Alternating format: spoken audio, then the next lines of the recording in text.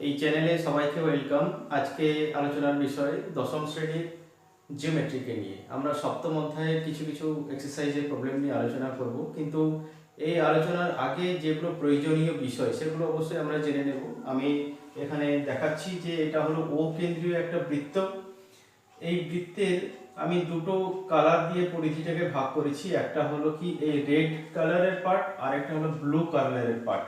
এই ব্লু কালারের পার্টটা হলো এ পি বি পার্ট, আর রেড কালারের পার্টটা তোমরা দেখতেই পাচ্ছ এখানে এ কিউ বি পার্ট। তো এইটা ছোট আর এইটা হলো বড়, সেই জন্য এই যে পরিধির এই পার্টটাকে আমরা বলবো কি উপচাপ, মানে ছোট চাপ। আর এই এ পি বি এইটা যে বড় পরিধির একটা অংশ, একটা চাপ, বৃত্তচাপ, এইটাকে বলবো কি অধিচাপ, মানে কি অধিক চাপ। এটাকে বলা হয় কি মাইনর আর্ক, এটাকে বলা হয় কি মেজর আর্ক।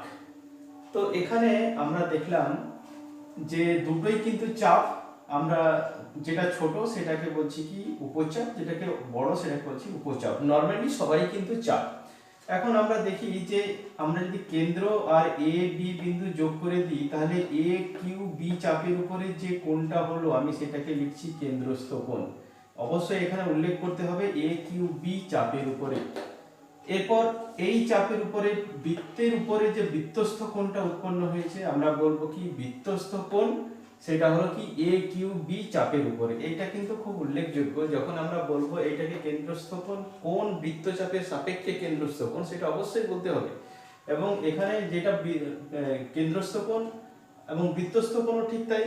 একইভাবে আমরা যদি বলি যে এ পি বি এই অধিচাপ, এই অধিচাপের উপরে যখন আমরা ডেসক্রিপশন দেব যে এইটাকে বলছি কি প্রবৃদ্ধ কোণ একটা, এই প্রবৃদ্ধ কোণ কিন্তু এক্ষেত্রে কেন্দ্রস্থ কোণ মেনশন করতে হবে A P B A P B চাপের উপরে। এই এ পি বি চাপ এইটা কিন্তু উল্লেখ করতেই হবে। আবার সঙ্গে সঙ্গে আমি দেখাচ্ছি এইটা হলো কি বৃত্তস্থ কোণ এই চাপের উপরে, এটাও বলতে হবে। সঙ্গে সঙ্গে এটাও উল্লেখ করতে হবে এ আর বি চাপের উপরে। এখন শুধুমাত্র এই কনসেপশনের উপরে একটা থিওরেম হয়, একটা উপপাদ্য হয়। সেই উপপাদ্যটা কি না, সেই উপপাদ্যটা হলো যে কোনো একটা চাপ আমরা ধরে নিই, সেটা এ কিউ বি চাপ হতে পারে কিংবা এ পি বি চাপ হতে পারে। যে কোনো একটা চাপের রেসপেক্টে আমরা বলছি এইটা যদি কেন্দ্রস্থ কোণ, এটা যদি বৃত্তস্থ কোণ হয়, তাহলে আমরা বলবো কি 2 ইন্টু বৃত্তস্থ কোণ সমান কেন্দ্রস্থ কোণ। যেটা আমি লিখে রেখেছি এ ও বি সমান 2 ইন্টু এ পি বি, এটা এ কিউ বি চাপের উপরে। অর্থাৎ কি যে চাপের উপরে যে কোণ দুটো উৎপন্ন হয়েছে তাদের রিলেশন হলো এইটা। আবার এ পি বি এই চাপের উপরে যে কোণ দুটো উৎপন্ন হয়েছে এটা আর এইটা, তাহলে এইটা হলো প্রবৃদ্ধ কোণ সমান 2 ইন্টু এ কিউ বি।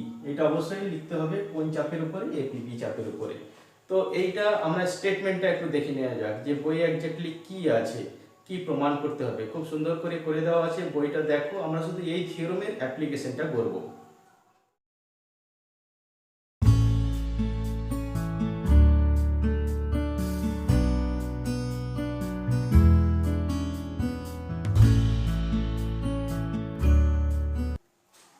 আমরা এবার চলে যাই এক্সারসাইজ 7.1 এ। 7.1 এক্সারসাইজের 6 নম্বর প্রবলেমটা আমরা আজকে করব।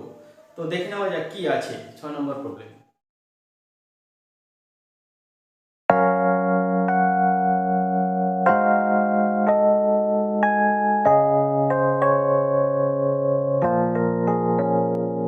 এরপর আমরা সলিউশনে চলে আসি। যে বইয়ে যে ছবিটা দেওয়া আছে সেই ছবিটা আমি এখানে আঁকলাম। শুধু আমি এখানে দুটো এক্সট্রা জিনিস অঙ্কন করেছি, সেটা হলো কি সিবি আর বিডি এই দুটি যোগ করেছি। তাহলে কি প্রমাণ করতে হবে, যেটা ক্লিপিং আমি দেখিয়েছি সেটা হলো কি পি বি কিউ কোণ সমান সি এ ডি কোণ।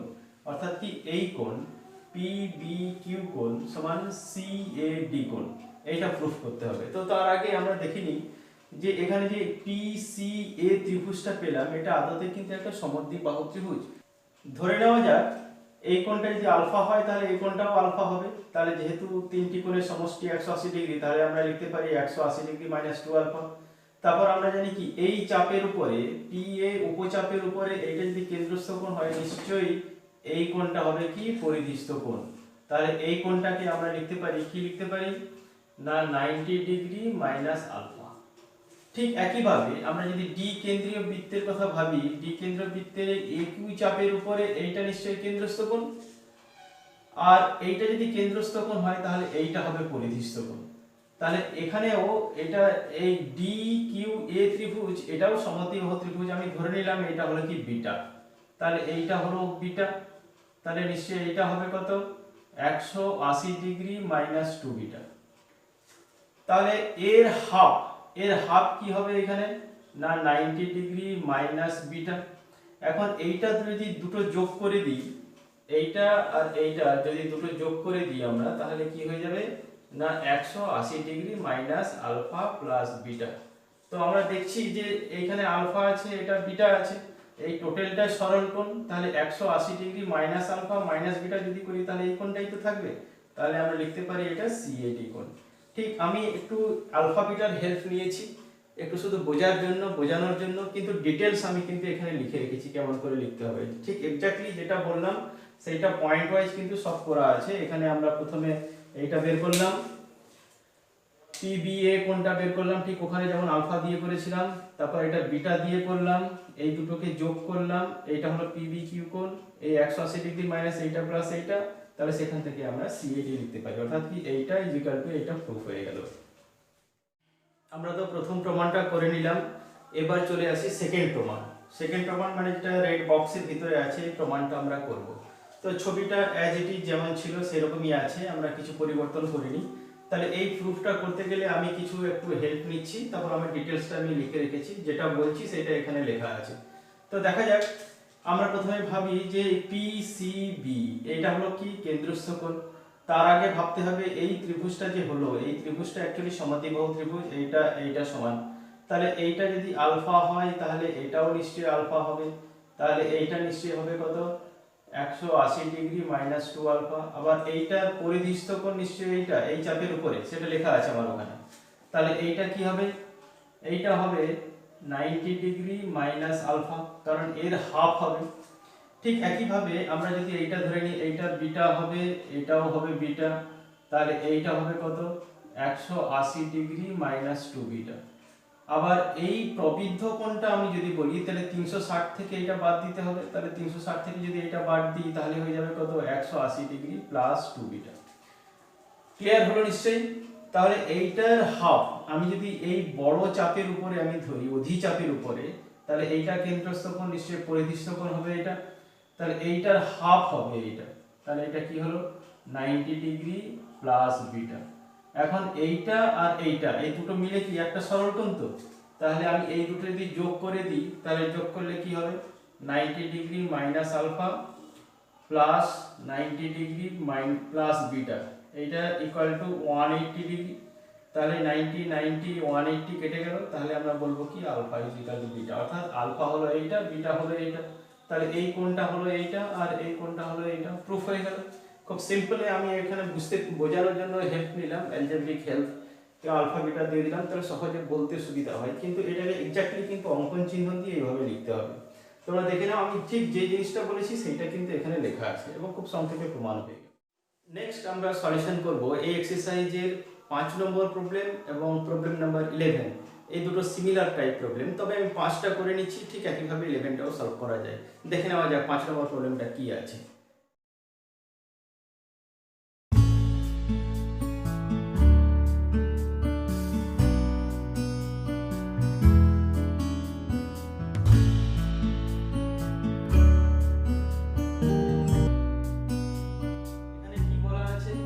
না, ও কেন্দ্রীয় একটা বৃত্ত, এই বৃত্তের এই বিডি আর এসি যে পরস্পরকে পি বিন্দুতে ছেদ করেছে। এখন এখানে বলে দেওয়া আছে যে এ পি বি কোণ 80 ডিগ্রি, তাহলে প্রুফ করতে হবে যে এই এ ও বি কোণ যুক্ত সি ও ডি কোণ এইটা সমান কত, এটা বের করতে হবে আমাদের। তো এইটা বের করার আগে একটা ছোট্ট একটা অঙ্কন এখানে করতে হবে। আমি বিসি যোগ করে দিলাম। কেন বিসি যোগ করলাম না, সবসময় মনে রাখতে হবে আমাকে কিছু একটা অঙ্কন এমন করে করতে হবে যাতে করে আমার ক্লু একটা পাই, একটা আমি যে কেন্দ্রস্থ কোণ বৃত্তস্থ কোণের দ্বিগুণ এর অ্যাপ্লাই করার একটা ক্ষেত্র তৈরি করতে পারি, সেই জন্য আমি এটা বিসিটা যোগ করলাম।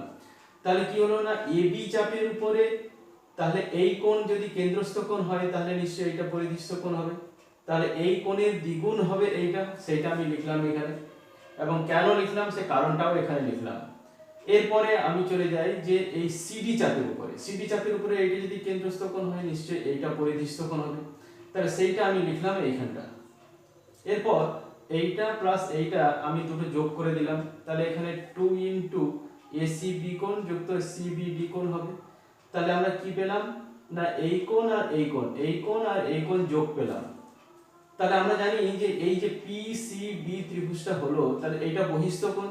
আমরা তো ছোটবেলা পড়েছি ক্লাস 8 এ যে বহিস্থ কোণ বিপরীত দুই অন্তস্থ কোণের সমষ্টি সমান। তাহলে এই কোণ নিশ্চয়ই এই কোণ যুক্ত এই কোণ হবে। তাহলে এই কোণ যুক্ত এই কোণ, এইটাকে আমি রিপ্লেস করছি কি যেটা দেওয়া আছে ইনফরমেশন 80 ডিগ্রি সেটা দিয়ে, তাহলে উত্তর হয়ে গেল কত 160 ডিগ্রি। এই এক্সারসাইজের আরেকটাও প্রবলেম আছে, সিমিলার প্রবলেম নিচের দিকে, তোমরা সেটাও ট্রাই করে নিতে পারো। তাহলে আমরা নেক্সট ক্লাসে আরো অনেক প্রবলেম নিয়ে আলোচনা করব 7.1 এবং পরপর জিওমেট্রি বিশেষ করে যেগুলো আছে সব অধ্যায়ের সে কঠিন কঠিন যে এক্সারসাইজগুলো আছে সেগুলোকে নিয়ে আমরা ক্লাস করব। Keep watching.